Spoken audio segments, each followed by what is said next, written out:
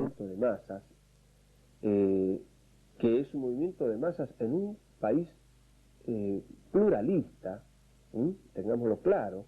El peronismo del 73, ni nosotros, ni nadie planteó la dictadura del proletariado, ni régimen de partido único. Había un régimen pluralista, nosotros sosteníamos las juventudes políticas argentinas con todos los partidos políticos, y nosotros teníamos el deseo, la necesidad vital de discutir el destino de nuestro país. ¿Por qué no se podía discutir? Las generaciones más viejas del peronismo no tenían ese hábito, es verdad, y hubo ese choque de, si se quiere, de estilos políticos o de modo de relación entre el líder, que era Perón, y las distintas generaciones de dirigentes. ¿Usted no cree que... Pero nosotros no cometíamos ningún pecado al pedir que se nos dejara votar los dirigentes de la rama de la juventud. Y no cometíamos ningún pecado al decirle a Perón: general, nos parece que usted tiene que hacer, antes de que vengan los golpes de Estado, una alianza con Salvador Allende, Velasco Alvarado, Torrijos y Fidel Castro, que eso fue lo que le propusimos. Bueno, él podía decirle: muchachos, ustedes están equivocados, eso no se puede hacer o no se debe hacer. Hubiera sido la discusión correcta. Pero Montoneros hubiera aceptado el muchachos no se puede hacer. Por supuesto, por supuesto. Pero es obvio que aceptábamos eso. Por supuesto que lo aceptábamos. Montoneros Montoneros era santos. ¿Cómo santos? Claro. ¿Cómo santos? No éramos políticos, no santos. Claro, pero ¿sabe lo que pasa, Firmenich, con mucho respeto? Cuesta mucho asociar la idea de la política a la violencia. No. Cuesta mucho asociar 20 años de difamaciones a la realidad. Este es el problema. Cuesta mucho asociar 20 años de difamaciones a la realidad. 20 años de decir un grupúsculo, una secta de violentos, de amantes de la muerte, agentes del Kremlin, avanzada de la Tercera Guerra Mundial, y un montón de paparruchadas que se han dicho como discurso oficial en este país. Y es muy triste, ha sido el hazmerreír del mundo la Argentina por este montón de paparruchadas. Nosotros éramos militantes políticos, siempre lo fuimos. Fuimos militantes políticos antes de la dictadura de Onganía. Con la dictadura de Onganía tomamos las armas. Habiendo tomado las armas, la NUCE creyó que nos hacía una trampa haciendo la salida electoral. Nosotros aceptamos la salida electoral, hicimos la campaña electoral, pusimos diputados, pusimos gobernadores. Usted mostró, entre las imágenes que mostró, una conferencia de prensa de Chieto y yo, donde anunciamos que se suspende la lucha armada, en el 73. Lo anunciamos públicamente. Usted ha mostrado la foto de esa conferencia de prensa. Seguramente no sabía que era la foto de esa conferencia de prensa. Tratamos de mostrar... nosotros éramos militantes políticos, y foto. como tales, como militantes políticos, aceptábamos las reglas del juego político. En las reglas del juego político, para nosotros era absolutamente legítimo discutir el destino del país. Pero Montoneros también mató, asesinó. Montoneros participó de una guerra civil, que no es lo mismo. No es lo mismo. Ahí es donde está el prejuicio. Una cosa es una banda de delincuentes que asesinan a un señor para enriquecerse ilícitamente, o una persona que mata por crimen pasional a otra. Todo eso está tipificado en el Código Penal como conductas delictivas. Ahora, cuando usted tiene un fenómeno social, no puede juzgar la historia con el Código Penal. San Martín también mató, Belgrano también mató, Güemes también mató, Washington también mató, todos ellos mataron. ¿Son criminales, asesinos? No, son parte de la dolorosa condición humana de la guerra. Es así, la historia de la humanidad tiene esta limitación del ser humano y se envuelve en situaciones no siempre racionales, no siempre justas, se envuelve en situaciones de violencia política, por ansias de dominación, unos, por ansias de resistir la dominación, otros. ¿Usted sabía manejar armas antes? No, yo no hice ni el servicio militar. ¿Y empuñó? Sí, claro. ¿Y cómo aprendió? ¿Dónde aprendió? Y aprendí sobre la marcha. Aprendí sobre la marcha. ¿Y recuerda la primera vez que tiró, que disparó? Mire, yo hago historia y hago política, no hago ni necrológicas ni policiales. Hago historia y hago política. De modo que el anecdotario minúsculo no me parece que sea significativo. Yo iba armado todo el tiempo porque era una persona que donde me encontraran me iban a matar, y estaba dispuesto a defenderme en cualquier lugar que me encontrara. Pero esto no es lo significativo. ¿Usted sabe a quién le dio el primer sablazo San Martín? ¿Lo escuchó alguna vez decir eso? ¿Cree que tiene alguna importancia saberlo? No, pero se lo hubiera preguntado, sin duda. Bueno, y San Martín le hubiera respondido: pero hombre, pregúnteme por qué perdí cancha rayada. Espere. Mire, por ahí San Martín era más generoso y en tal caso me lo contaba. No sé. No es un problema de generosidad, es un problema de macrovisión. Yo creo que hay que juzgar la historia con un sentido político. Yo creo que el error cometido en tiempos de Alfonsín fue juzgar la historia con un sentido penal, lo cual no quiere decir que no hubiera que juzgar la historia. La sociedad argentina necesitaba juzgar su historia para vivir esta transición democrática y hacer su reconciliación. ¿Sabe qué es la reconciliación? Que hoy a nadie se le ocurre proscribir al peronismo y que hoy a nadie se le ocurre la proscripción dentro del peronismo. ¿Se da cuenta? Hoy a nadie que se le ocurra discutirle a Menem, Menem va a mandar las 3A a matar a nadie, ni el ministro de Acción Social de Menem va a mandar a las 3A a matar al que le discuta a Menem. Pero, ¿se da cuenta? yo creo que ninguna reconciliación se impone. No, mire, hay una, tan viejo como la historia, se lo voy a decir en latín, si vis pacem pacem bellum, Julio César, firmado Julio César. Si quieres la paz, prepara la guerra. Esta es una dolorosa conclusión o consecuencia de la naturaleza humana. Si el peronismo no hubiera resistido, el peronismo no hubiera sido reconocido como un partido político con derechos en la Argentina. Y si nosotros no hubiéramos resistido a López Rega, la democracia interna del peronismo no hubiera sido nunca aceptada. Esto es así. O por lo menos no te digo nunca, retiro el absolutismo, me autocritico de lo absoluto. Pero quiero decir que la resistencia de todos los peronistas, desde antes de tomar el poder, porque a Perón no lo dejaba de ser candidato a presidente si no había 17 de octubre. El 17 de octubre hubo de imponerse por la fuerza. Si no hubo masacres fue porque no se animaron a tirar contra el pueblo. Pero pudo haber habido masacres, como la hubo en el 55. Para que Perón sea candidato, estaba preso Perón, no era muy democrático eso, hubo que rescatarlo por la fuerza. Y para que Perón volviera al país después de 18 años, hubo que traerlo por la fuerza. Y los antiperonistas no estaban dispuestos a reconocerle al peronismo el derecho a participar en elecciones libres. ¿Qué piensa usted de Rucci? Que es un dirigente peronista que cumplió un papel muy prominente en el retorno de Perón y que lamentablemente fue asesinado en el medio de un clima muy confuso de guerra interna del peronismo, del cual hemos salido paridosos todos. Eso pienso. ¿Y de Bandor? Y de Bandor pienso que es un hombre que también participó en la resistencia peronista, que tuvo después una etapa infeliz, una frase infeliz en particular, que fue la famosa "hay que estar contra Perón para salvar a Perón", que él enfrentó a Perón, y que desgraciadamente fue asesinado, no sabemos por quién, pero no deja de ser llamativo que Bandor, habiendo apoyado al principio el golpe de Onganía, es asesinado en el momento en que está empezando a enfrentar el golpe de Onganía y en que el bandorista Elpidio Torres está haciendo el cordobazo. No hay que dejar de ver estos pequeños detalles. ¿Cuántos militantes llegó a captar Montoneros? ¿Recuerda usted? No, un número exacto no le puedo dar. Aproximado. Hay dos cosas, digamos, una que no existía un padrón, como para dar un número razonable. Y lo otro es que es muy difícil poner un límite hasta dónde se cuenta. ¿Qué cuenta usted con un montonero? Un militante dispuesto a combatir con las armas, un militante dispuesto a aprender a combatir con las armas en el futuro, un militante político que admira a los que usan las armas pero que él le da miedo usarlas, un amigo del militante político que lo cuida en su casa, un manifestante, en última, un votante. Hay todos esos grados de simpatía política y de compromiso político. Creo que es muy difícil. A mí me ha pasado alguna vez de dar una cifra más reducida, referida a lo mejor a los combatientes, y después encontrarme con gente ofendida.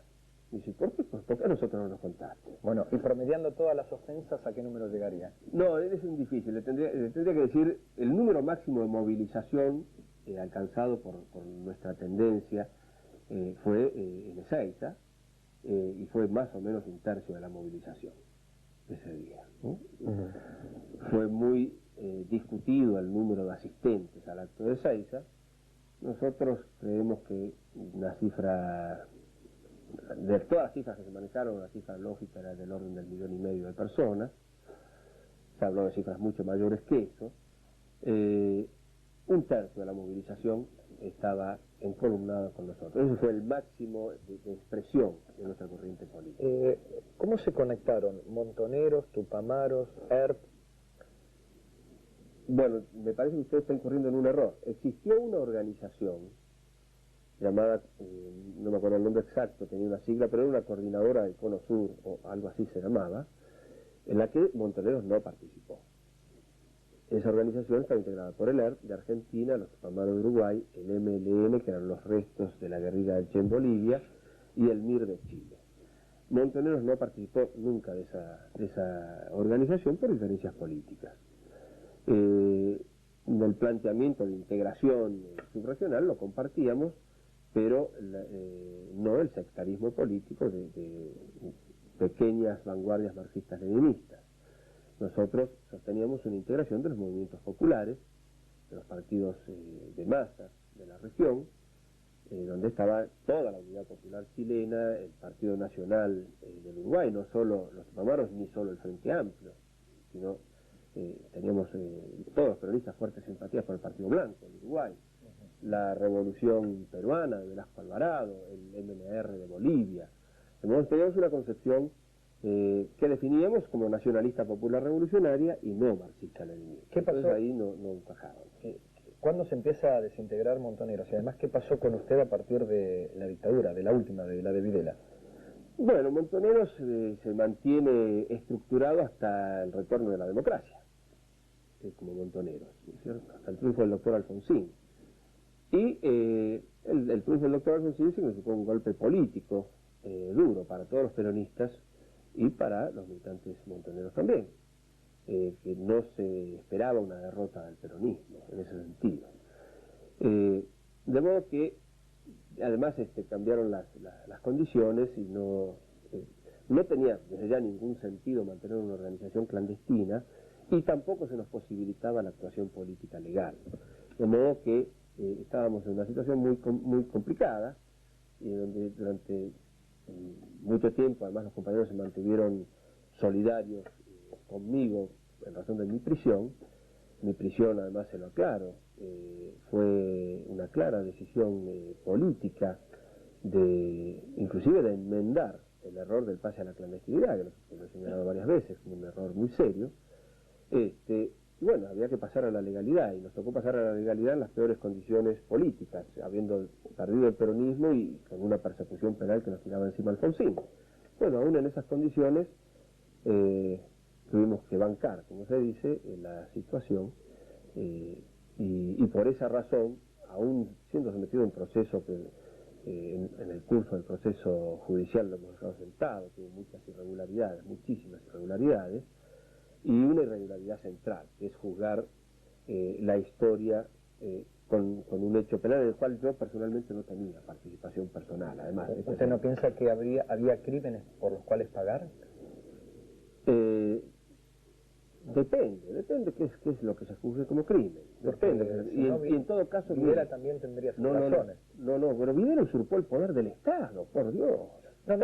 Usurpó el poder constituyente. Pero además de la violación que él... Videla le dejó 40 mil millones de dólares de deuda al país.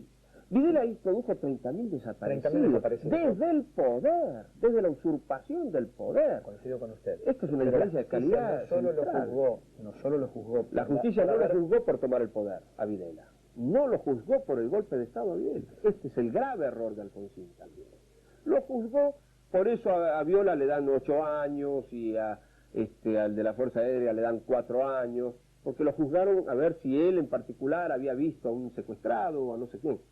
¿A usted le parece que un hombre que usurpó el poder constituyente del Estado durante 4 años merece 4 años de condena? Eso fue lo que le dieron a Agosti. No fueron juzgados por el golpe de Estado. Y en cambio yo fui juzgado por la jefatura de la organización. Y más aún, fui juzgado por la jefatura de la organización violando el tratado de extradición. Violando el tratado de extradición. No se me podía juzgar por la jefatura de la organización. Se me debía juzgar, ya que se había elegido la vía penal, por la participación personal en un hecho específico. Y ahí fue donde se produjeron irregularidades para lograr una condena equivalente a la de Videla. No tuve condena equivalente a Viola, que fue presidente de facto.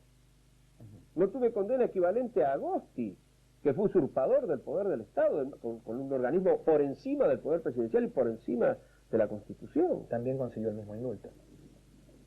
Esto es otra cuestión y tiene que ver con retomar el cauce político de las cosas y no el cauce penal. Este es el asunto. Vayamos al fondo político de las cosas y veamos qué es la reconciliación. Desde ya que lo que puede considerarse al margen de cualquier intencionalidad política como crimen, aún en la guerra existe el crimen de guerra. Por supuesto, el hombre que se haya dedicado a violar a una mujer para satisfacer instintos animales debe ser condenado.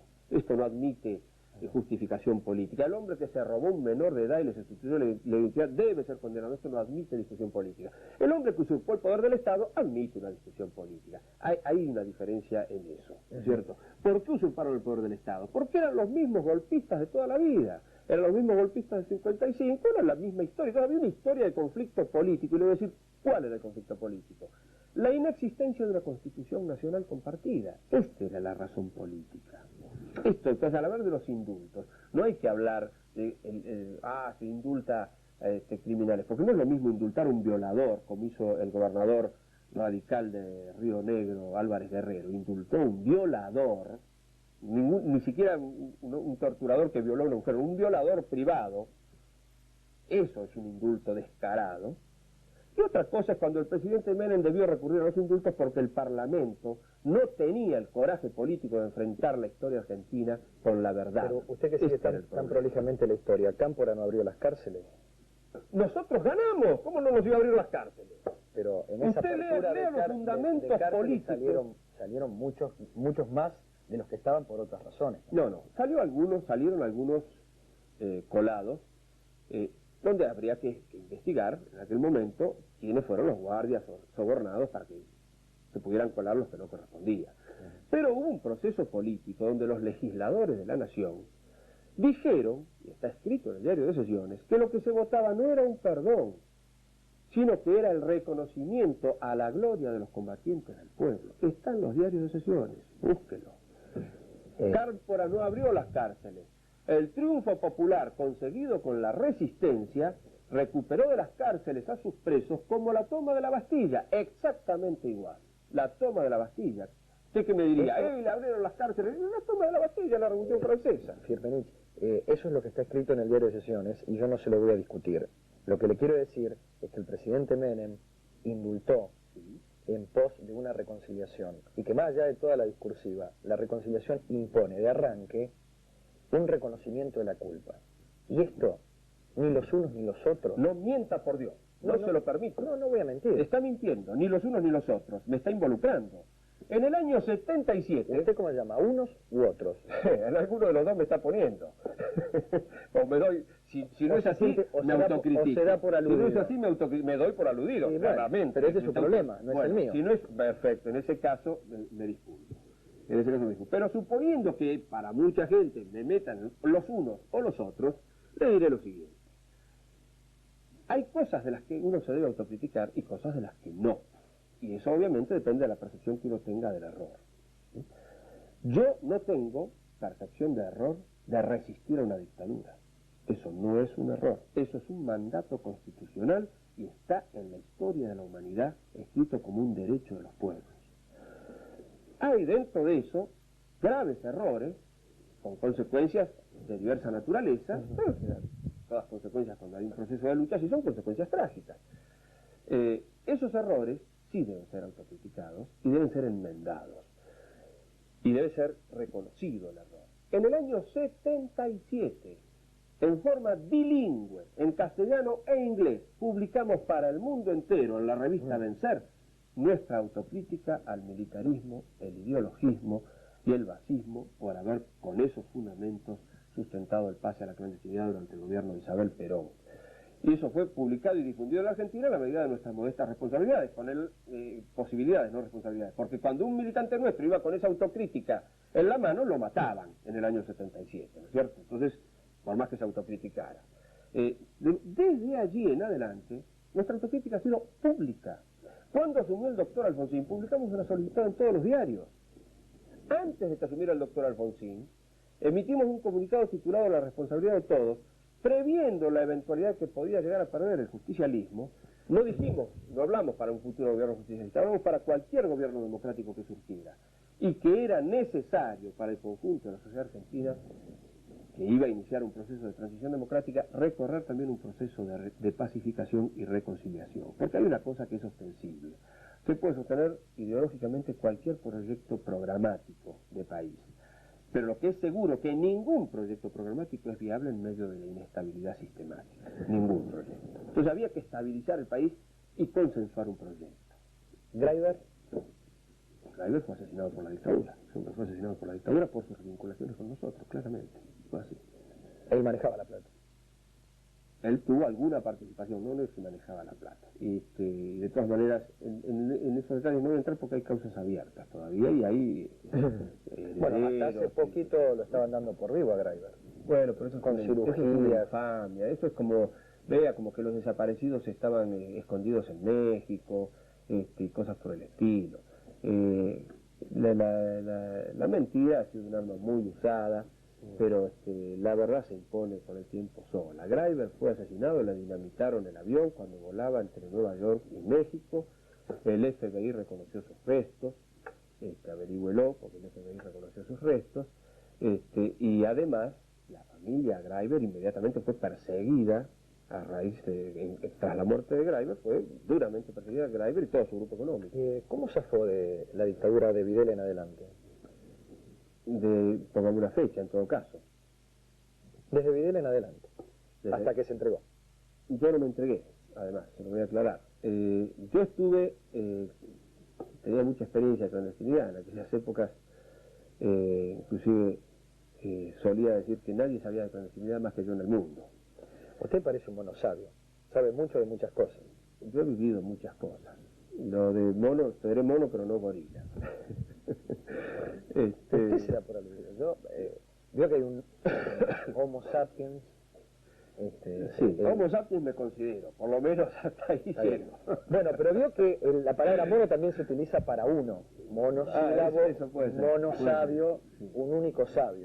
No soy sabio, pero tengo mucha experiencia, esto sí es objetivo, absolutamente objetivo. He tenido una vida bastante intensa y ese objetivo que desde el año 70 en adelante yo he sido una de las personas más buscadas del mundo y de la Argentina el más buscado, desde ya. Nosotros, por otra parte, aún durante la legalidad jurídica y política en el gobierno peronista del 73, yo me vi obligado a una vida semiclandestina. ¿Y cómo es una vida semiclandestina? Una vida semiclandestina es mucho más difícil que una clandestina. No, en ese momento era soltero todavía. Bueno, pero después usted terminó teniendo... Después terminé teniendo familia, gracias a Dios. Como no puedo decir otra cosa porque está mi esposa presente. Después terminé teniendo familia y nació mi primera hija en la clandestinidad, justamente. Pero hasta digamos, ser una pareja clandestina sin hijos no cambia mucho a ser una persona sola clandestina. Una vida semiclandestina me refiero a lo siguiente. Yo tenía legalidad jurídica, a partir de la amnistía, tenía legalidad política y actuaba políticamente en forma pública, hacía conferencias de prensa, actos políticos, iba a la Casa Rosada o a Gaspar Campos a entrevistarme con Perón, pero después de cada una de esas apariciones tenía que esconderme. Y tenía que esconderme porque, evidentemente, el país estaba en una situación muy convulsiva y no estaba, ni mucho menos, pacificado, ¿no es cierto? Era una situación de transición que además dependía de la precariedad de la salud de un hombre anciano. Era una situación muy complicada.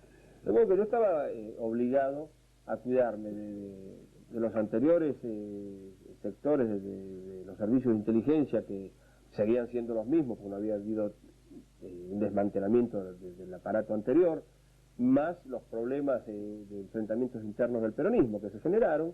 Era una situación muy difícil. Quiere decir que a pesar de ese grado de libertad política que se vivió y de legalidad política que yo viví en ese tiempo, de todas maneras en la vida personal, para poner una anécdota, fui una sola vez en todos esos años a la casa de mis padres, de madrugada, sin previo aviso, teniendo la llave, estuve media hora, fui a presentar a mi mujer, que me iba a casar, estuve media hora y me fui, y a los 15 minutos de haberme ido ya llegaban las patotas. Así que ir a campo era presidente. Era una situación complicada. Yo permanecí en la clandestinidad en la Argentina durante el primer año de dictadura, o casi el primer año de dictadura, hasta diciembre del 76. Cristina, en diciembre del 76, con las mismas técnicas de movimiento que teníamos antes, no había nada especial, en el sentido nada diferente, muy diferente de lo anterior. No se camuflaba la cara como podía, usaba documentos falsos y tenía hábitos de movimientos muy restringidos. Yo no iba al cine, ni iba a la cancha de fútbol, ni iba a visitar a mis familiares, no iba a ninguno de esos lugares. Iba solamente a los lugares donde tenía que ir para una reunión con alguien. De modo que era una vida muy restringida. Y en la clandestinidad, cuando la cosa estaba más difícil que antes, ¿cómo se bancaba? Y había que restringirse más que antes. Había que restringir más los horarios. Fíjese que por no restringir esos horarios en tiempos del presidente Perón, era presidente Perón, yo fui detenido. Fui detenido por ir a tomar fresco al Parque Patricio. ¿Cómo se fue de la dictadura de Videla en adelante? Eso le estoy diciendo. Estuve clandestino en estas condiciones hasta el 28 de diciembre del 76 exactamente. A partir de ahí se decidió orgánicamente que me fuera del país. Me fui clandestinamente del país. Me moví clandestinamente en el exterior. Es más difícil. En el exterior era más fácil, mucho más fácil.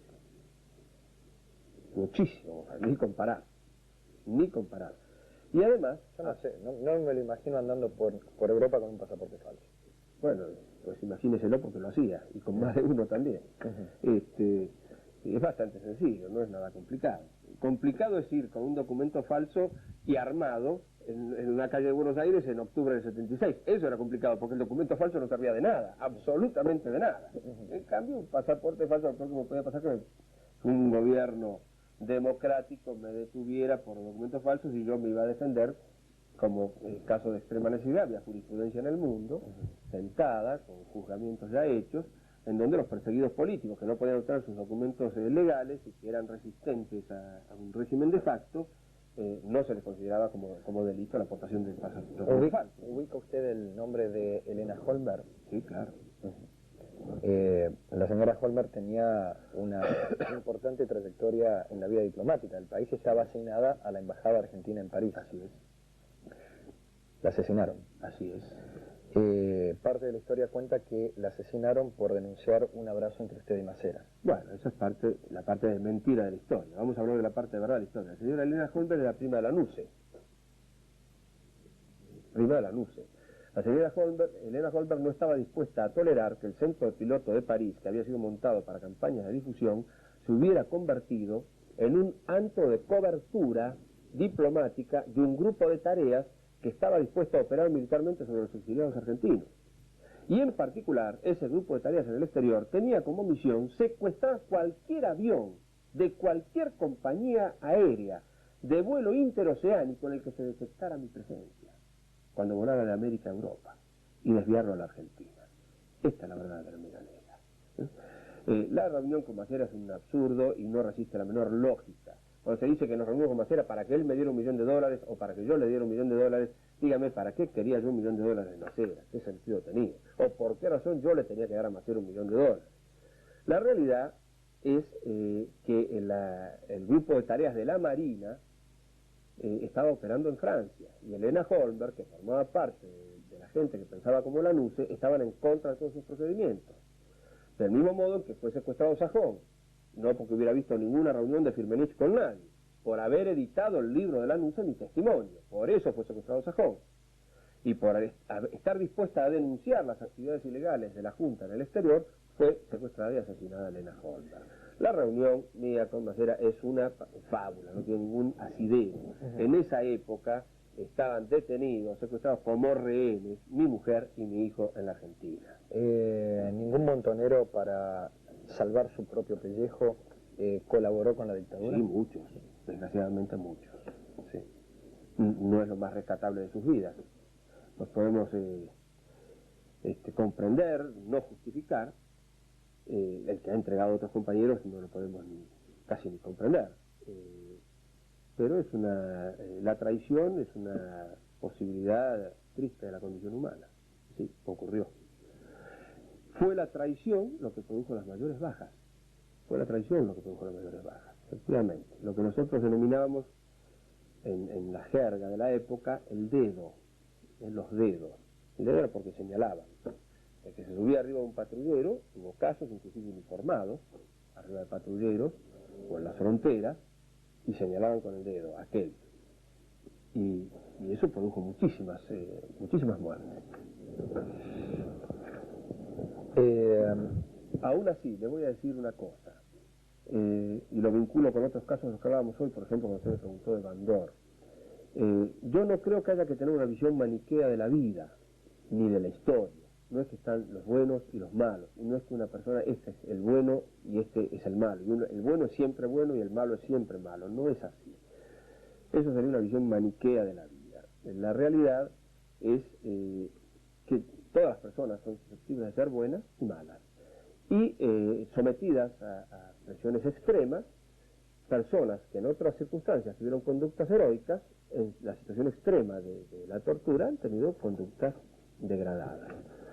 De algún modo uno puede considerar que la persona que terminó traicionando ya no era la misma de antes, que fue degradada en su condición humana a través de vejámenes y de torturas que están fuera de cualquier razonamiento político, de justificación bélica o de lo que fuere.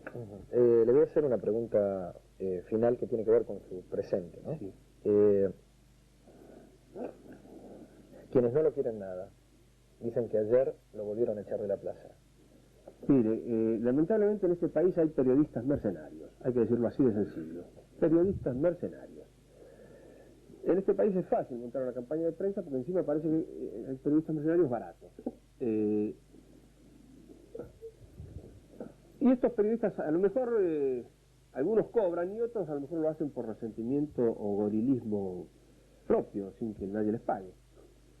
Yo estuve ayer en la plaza, afortunadamente, estuve una hora en la plaza saludando a todos los compañeros que encontré, recorriendo las siluetas que compañeros, amigos nuestros habían organizado su montaje allí, reivindicando toda la globalidad de la historia, con un espíritu no maniqueo de la historia, con un espíritu reconciliador y hacia el futuro de la historia. Y bueno, y hoy me encuentro con que algún periodista publica pavadas de esta naturaleza. Bueno, mire, la verdad es que no me interesa.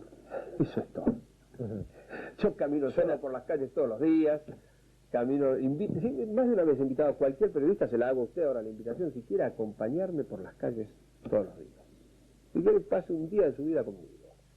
Le voy a ser muy sincero. Sí. Hasta esta invitación que usted aceptó, sí. Alguna vez cuando intentamos contactarnos con usted, creo que hasta incluso nos pidieron plata. Yo muchas veces, a muchos programas les he cobrado, es verdad. Y se lo voy a decir en los mismos términos que se los decía a ellos. Ustedes imponen la lógica del mercado, yo les digo no en términos de mercado. En términos de oferta y demanda. Quiero aclarar que acá nadie le pagó porque... Es cierto, debo aclarar que aquí nadie le pagó. También le voy a decir que la situación hoy es distinta. Por eso también acepto yo, 2 años atrás, 3 años atrás, no tenía interés en prestarme a campañas de prensa que se montaban sobre mi persona y contra mi persona. Y por otra parte, como yo no era una persona, ni soy una persona que viva de la actividad pública, yo tengo que vivir de la actividad privada, entonces cuando uno realiza una vida pública, después nos perjudica la actividad privada, esto es así. Cristina de Banfield dice, soy de la misma generación de Firmenich, me gustaría que hable del famoso abrazo que se dio con Macera en París. Entonces ya está contestado. Rosa del Chaco, lo felicito a Firmenich porque en su momento se jugó por un ideal. Clara de Palermo, el día que mataron a Santucho estaba programada una reunión entre Montoneros y el ERP. ¿De qué se iba a hablar en esa reunión? No, no es verdad. No es verdad y leyó mal la versión equívoca que da la señora Seoane sobre el asunto de la muerte de Santucho. El día que murió Santucho no había ninguna reunión programada entre Montoneros y el ERP. Era el día que Santucho se iba del país y ese día... Gringo Mena, que vivía, creo que era la casa de él donde estaba Santucho, fue a una cita, lo capturaron, o según la señora Seoane, en los documentos de Mena figuraba el domicilio de Santucho, en otras hipótesis uno puede considerar que Mena haya delatado el domicilio, Lo concreto es que ese es el modo como de Santucho. No había ese día ninguna reunión de los montoneros y el ERP. Voy a aclarar otra cuestión. En aquel periodo, antes de eso, hubo algunas reuniones de montoneros y ERP donde estuvo en discusión la posibilidad de constituir algún modo de coordinación o de apoyatura logística mutua para enfrentar la dictadura. Por razones, digamos, con fundamentos de necesidad. Pero cuando profundizamos la discusión política, concluimos que los fundamentos de necesidad no podían ser superiores a los fundamentos de acuerdos políticos. Y no existiendo acuerdos políticos, no se podía proceder a ninguna forma de unificación logística. Yo creo que esas fueron las reuniones que tuvieron en ese momento con Santucho. Ese día no había ninguna. Carlos de Paternal dice que en la toma de la Bastilla se liberó a los oprimidos. Fue muy distinto a cuando se abrieron las cárceles solamente para liberar a los montoneros. Bueno, eso es un juicio de valor. Yo se lo respeto, pero los juicios de valor no son científicos. Lo lindo o lo feo, lo bello, lo justo, lo injusto, son juicios de valor, respetables como cualquier otro. Graciela de Villo Audaondo dice: Alfonsín debería haber matado a Firmenich y a los jefes del proceso. No lo hizo porque es democrático. Bueno, me parece que ella no es democrática. Miguel de Capital Federal. Firmenich, ¿usted de qué vive? Yo vivo de... Te voy a responder en dos planos. Un plano el más general, que lo toqué recién. Los hombres públicos que se dedican a la actividad pública, que ejercen el poder, viven de los impuestos del pueblo y deben rendir cuentas de qué viven. Yo no soy en ese sentido un hombre público. Yo no vivo de los impuestos del pueblo. De modo que yo no vivo de mi actividad pública. De modo que no tengo obligación ninguna de dar respuestas de mi vida privada. Este es el asunto. Pero le voy a responder otra cosa, en un segundo plano, porque a lo mejor el señor sospecha que yo tengo los 100, 200 o 1000 millones de dólares que alguna vez... Viene acá. Bueno, que alguna vez se decía que tenían los montoneros. Muy bien. Yo no tengo ni nada de ese dinero. También hay un fiscal. Hay un fiscal que no logró probar en la causa nada de todo lo que dice públicamente. Esta es la realidad. Y me lo reconoció la Cámara de la Plata en su momento en una apelación. Pero bueno, no me interesa discutirlo. Yo no vivo de dinero ilegítimo, si esta es la cuestión. Esto es, aunque yo no viva de la actividad pública, mi vida privada no es pública, no tengo por qué rendir cuentas de mi vida privada, voy a rendir cuentas de un aspecto que es susceptible de sospecha pública. El aspecto del que es susceptible es que yo viva de dinero obtenido durante la lucha contra la dictadura o cosas por el estilo. No es verdad. Yo vivo de mi trabajo, trabajo de lo que puedo y voy inclusive a pasarle un chivo. Cualquiera que me ofrezca un buen negocio, un buen trabajo, se lo acepto, señores. 625-2563 me pueden llamar, me lo ofrecen. Acepto cualquier trabajo. Catalina de Sáenz Peña dice: las madres de los desaparecidos y de los militares muertos lloran por igual. Es un problema sin solución. Bueno, la tragedia de los enfrentamientos es un problema sin solución. La tragedia no tiene solución, eso es cierto. Sí tiene, saldo, llamémosle así. El país hoy vive en paz. Esto no es una casualidad, no es fruto de la nada, no nació de un repollo. Hoy no hay proscripción, hoy hay una constitución unánime en el país, me congratulo de que exista una constitución unánime, pero hubo 40 años sin constitución. Lidia de Ciudadela. Firmenich, ¿qué sabe usted acerca de algún jefe montonero que haya mandado a matar al padre Mujica? No, es una infamia, por favor.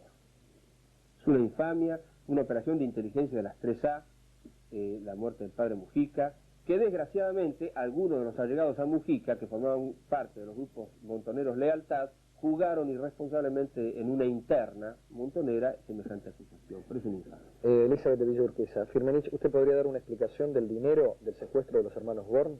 He dicho todo lo que tenía que decir en la causa. Puedo decir que yo no tengo ningún dinero que no me corresponda.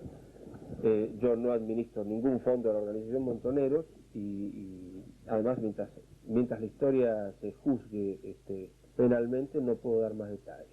Pero ojalá algún día pueda darlo. Una última pregunta. La toma del cuartel de la Tablada. Sí. Gorriarán Merlo. Sí. ¿Qué significa? Me pareció una barbaridad, lo dije en su momento. Hay un comunicado público sacado por mí desde la cárcel en ese entonces. No me parece razonable el justificativo político que ellos dan para nada. La idea de que iba a haber un golpe de Estado ese día, etcétera, etcétera, para nada me parece razonable. Me parece trágico, gravísimo, Y además hubo ambigüedades del gobierno ese día muy serias, muy serias. El señor José Ignacio López, vocero del presidente Alfonsín, era a las 11 de la mañana y todavía decía que todavía no tenía información clara de lo que estaba ocurriendo. Y cuando la toma del cuartel empezó a las 6 de la mañana. Y un subsecretario de Estado, o secretario de Estado, el señor Figueras, dijo desde Mar del Plata: no me extraña que los montoneros y los carapintados hagan juntos estas cosas, ¿no? De modo que, por lo menos en las conductas de funcionarios del gobierno radical fue, a mi juicio, muy ambigua y lesiva desde ya para nosotros. Me parece que en un marco de libertades políticas democráticas la violencia no tiene ningún sentido, no es admisible. Me parece que además vivíamos un proceso de transición democrática que debía concluir en un pacto constituyente y concluyó en un pacto constituyente que estabilizara las instituciones del país, y de aquí en más hay que pedirle a toda la dirigencia política que no rompa el pacto constituyente. Eso sí lo quiero alertar, porque estamos viendo en el interior del país, sobre todo hasta ahora, un resurgir de violencia social, ¿no es cierto?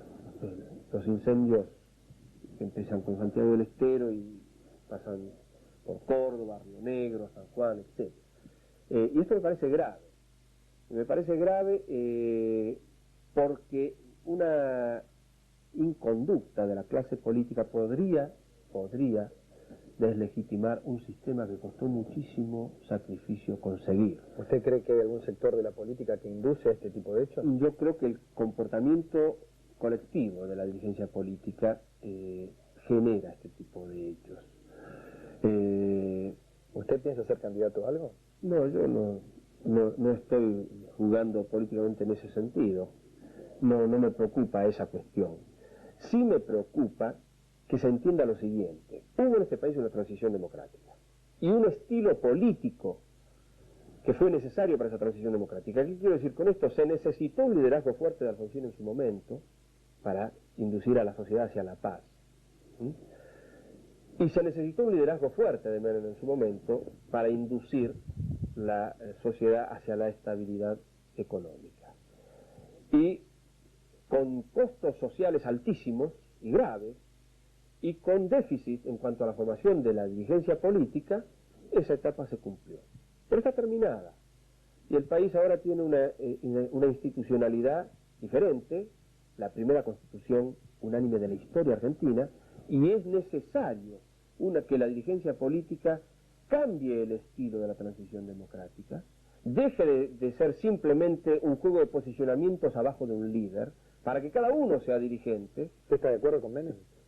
Tengo cosas de acuerdo y cosas no de acuerdo. Tengo cosas de acuerdo y cosas no de acuerdo. Con Menem, con Cavallo, con Duhalde y con todos los políticos de mi partido y de los otros partidos. ¿Qué lo separa de Menem? Y del poder. Tiene poder y yo no. Pero a usted le gustaría tener un poquito, ¿no? A todo el mundo le gustaría, supongo. No, yo creo que hay que se podría haber transitado la etapa de la estabilización, que fue inexorable después de la hiperinflación, con una política de empleo, de utilización de los recursos, de la racionalización, que no implicara este costo social. O sea, me explico: pagarle a un hombre de Somisa $50.000 y dejarlo que se ponga una carnicería es un crimen social. Dos preguntas finales. ¿Usted volvería en su propia historia, reviviría Montoneros? Mire, muchas veces me han hecho esa pregunta y me parece que carece de sentido. Si usted pasa el videocassette todo para atrás, va a ver de vuelta lo mismo. O sea, si se repite la misma película, ve la misma película. Ahora, si usted quiere volver una parte de la banda sonora para atrás, pero la imagen no existe, de modo que no tiene sentido eso.